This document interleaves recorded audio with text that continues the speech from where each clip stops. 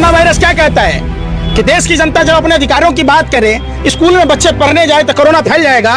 23 मार्च तक जब तक व्यापम घोटाला वाला आटा चोरकन समामा की सरकार नहीं बनी, कोरोना वायरस नहीं फैलेगा। अपने मुंह में ला लिया, पहुना के मुंह में छाली। हिंदुस्तान में वैक्सीन नहीं मिल रहा है, आप जा रहे हैं पाकिस्तान भेजने, शर्म नहीं आती? पूरा विश्व का प्रधानमंत्री और राष्ट्रपति कोविड-19 से लड़ रहा है, हमारा प्रधानमंत्री ममता बनर्जी से लड़ रहा है, हमारा गृह मंत्री ममता बनर्जी से लड़ रहा है। वो ममता बनर्जी से 2 मई दीदी गई, 2 मई दीदी गई, क्या टपुरी की भाषा प्रधानमंत्री बोलता है, आपको नहीं दिखा? ओ दीदी, ओ दीदी, अब कोई कह दे ओ फेंकू, ओ बेचू, ओ बाटू, ओ मधु के साथ कैसा लगेगा? किसने देश को कोरोना की आग में झोंका? जब 31 दिसंबर को WHO ने कोरोना से संज्ञान लेने की बात की, तो क्या भारत के माननीय प्रधानमंत्री और तारीपार गृह मंत्री को दिल्ली के चुनाव में अपने 303 सांसदों के साथ घर घर पर्चा बांटना चाहिए था? क्या 17 मुख्यमंत्री, 40 केंद्रीय मंत्री, 70 राष्ट्रीय जनतांत्रिक गठबंधन के नेताओं के साथ दिल्ली के चुनाव, विधानसभा चुनाव में घर घर पर्चा बांटना चाहिए था?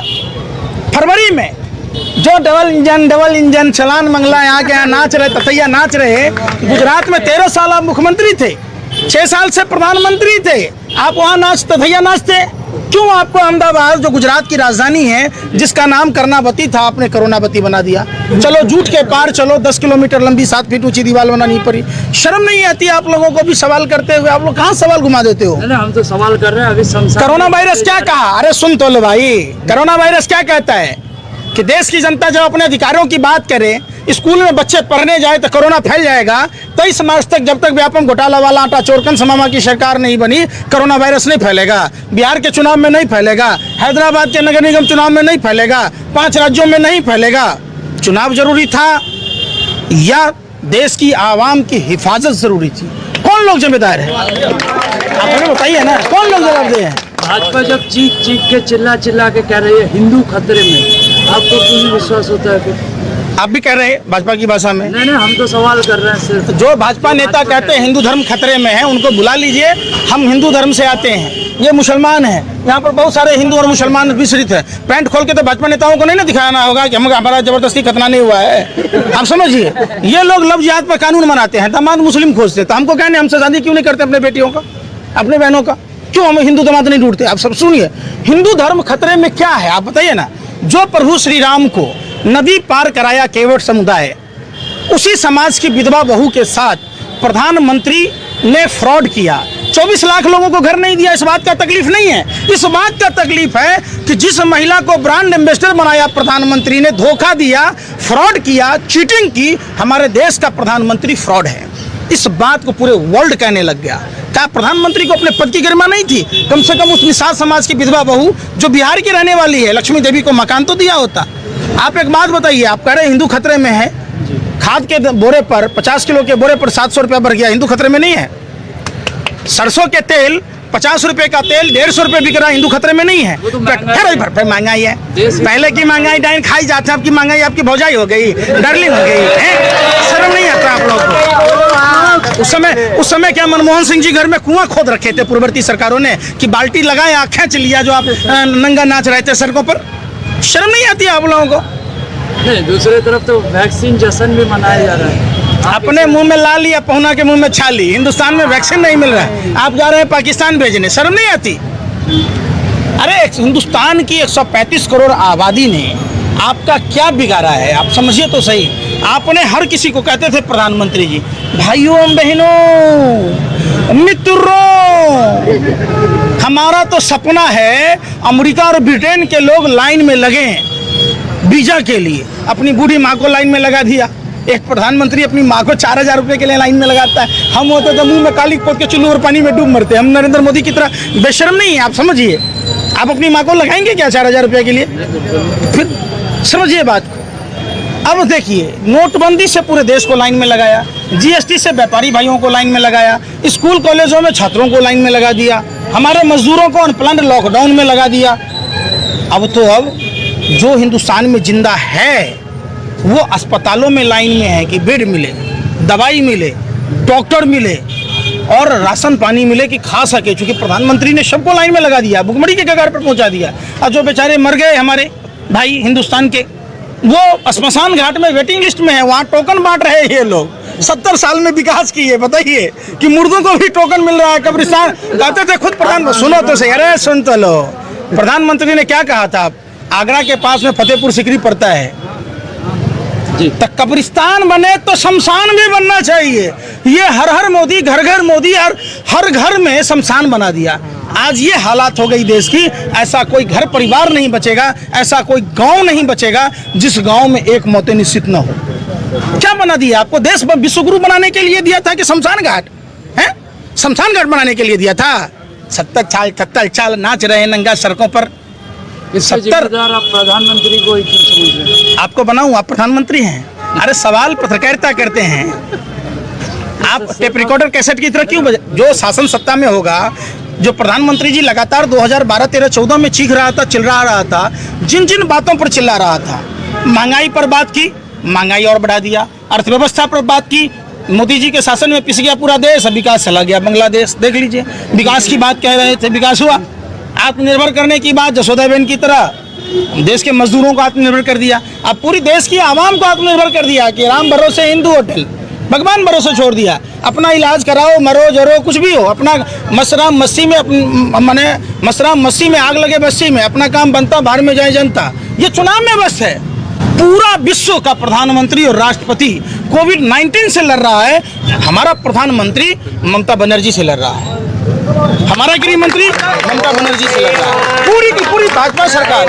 अभी कोरोना वायरस से संज्ञान लेना था, लोगों को घर घर पहुंचाना था, सैनिटाइज कराना था, कि वो ममता बनर्जी से दो मई दीदी गई, पूरा हिंदुस्तान ही चला जाएगा तो अकेले क्या करोगे? मुजरा गाओगे बैठ के लाशों पर, डीजे बजवाओगे?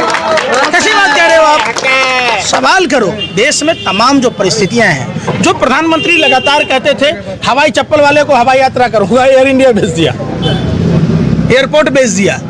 भारतीय भाइयों बहनों, ये तो विपक्षियों की साजिश है। हम चाय बेचते थे, कब चाय बेचते, इन्होंने स्टेशन भेज दी, ट्रेन भेज दिया, आपको पता चला पूरा देश भेज दिया। बचा क्या देश में, ये तो बताओ।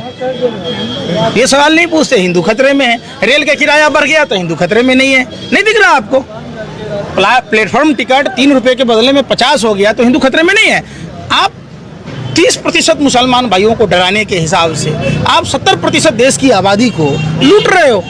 देखो देखो कौन आया, इधर से पॉकेटमारी कर रहे हो।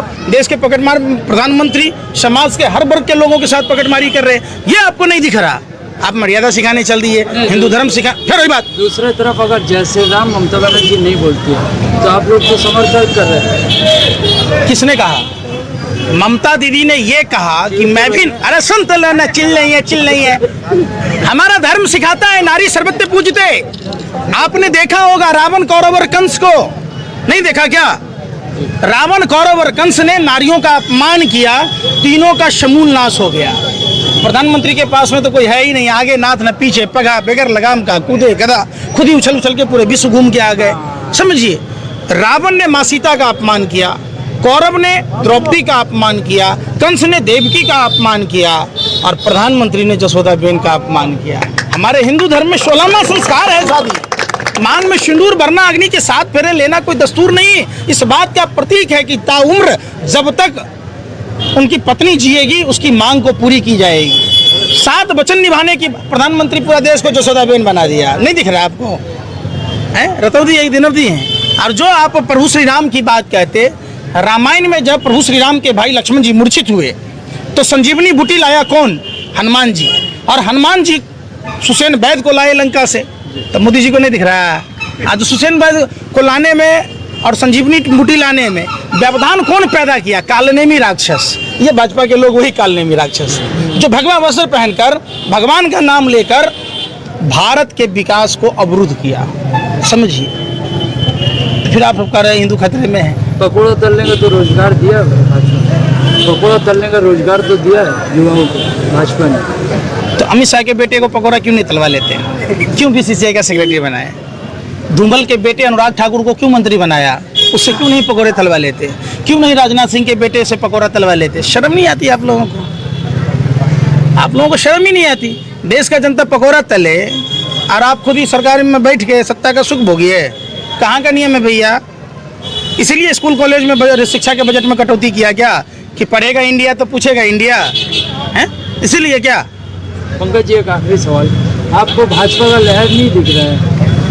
भाजपा का लहर पश्चिम बंगाल में दिख नहीं रहा। भाजपा पर पूरे देश में कहर बरप रहा है, समझिए। हरियाणा में हाफ, झारखंड में साफ, महाराष्ट्र में सुपरा साफ, दिल्ली में बाप रे बाप, अब बंगाल में होगा इनका मुंडन साफ। जो 2014 और 19 के बाद पूरे देश ने देखा, आप समझिए बात, पूरे देश में टूटी खाट, फटा लंगोट, मर गया भाजपा को देकर वोट। सोचा था बनियाइन के ऊपर नई शर्ट आएगी, क्या पता था बाद में पतलून भी उतर जाएगी। तो आओ, अब जो ये लहर है परिवर्तन का, लहर क्या है? खेला होगा परिवर्तन का, महंगाई का। आओ, बहुत हुई महंगाई की मार, आओ भगाएं भाजपा सरकार, ये खेला होगा।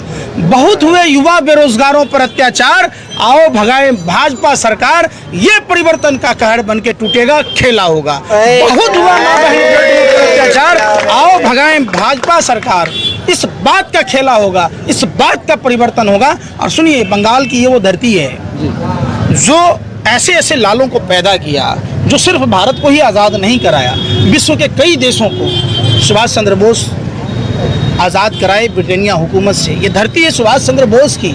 यहाँ से नारा दिया था उन्होंने, बुलंद की थी, तुम मुझे खून दो मैं तुम्हें आज़ादी दूंगा। और आपके चहेते प्रधानमंत्री का, तुम मेरी मकारी पर पर्दा डालो मैं तुझे विज्ञापन दूंगा। उनका एक ही विजन है, टेलीविजन। आपके प्रधानमंत्री नहीं है क्या? आपके जो प्रधानमंत्री, सुनिए पहले बात, प्रधानमंत्री पद की गरिमा बता दीजिए कि क्या प्रधानमंत्री का काम है कि नगर निगम के चुनाव में पर्चा बांटना? प्रधानमंत्री का काम है अस्पतालों की स्थिति देखना, जो देश की व्यवस्था देखना। दीदी का ही करना है? क्या टपुरी की भाषा प्रधानमंत्री बोलता है, आपको नहीं दिखा? ओ दीदी, ओ दीदी। कोई कह दे ओ फेंकू, ओ बेचू, ओ बाटू, ओ मतों के साथ कैसा लगेगा? समझिए धर्म क्या कहता है, आप समझिए बात। प्रधानमंत्री कम से कम शब्दों का तो मर्यादा। हम कह रहे हैं कि प्रधानमंत्री ने खुद ही कहा, मैंने तो बताया आपको। तो वो दीदी में क्या खराब? सुनिए ना, बुला तो रहे हैं। तो हमने कह दिया वो बेचू तो क्या हो गया? बेच नहीं रहा है। फिर हम तो प्रधानमंत्री, अरे तो जो सिखाएगा मास्टर वही ना पढ़ेगा। जो हमारा प्रधानमंत्री बोलेगा हम उसको उसी भाषा में ना जवाब देगा कि हम दूसरा अलग से सिखाएंगे। आप समझिए, प्रधानमंत्री की भाषा का बात बताएं। अगर प्रधानमंत्री को बुरा लगता है तो प्रधानमंत्री को ममता दीदी से माफी मांगना चाहिए।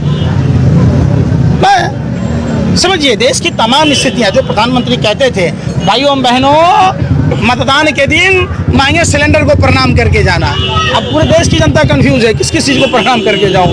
राशन महंगा हो गया, किताब कॉपी महंगा हो गया, दवाई महंगा हो गया, कपड़ा महंगा हो गया, पेट्रोल डीजल महंगा हो गया। सब तो हिंदुओं के लिए ही है, तो आप जबरदस्ती चले आते हैं कूद के हिंदू मुसलमान पर।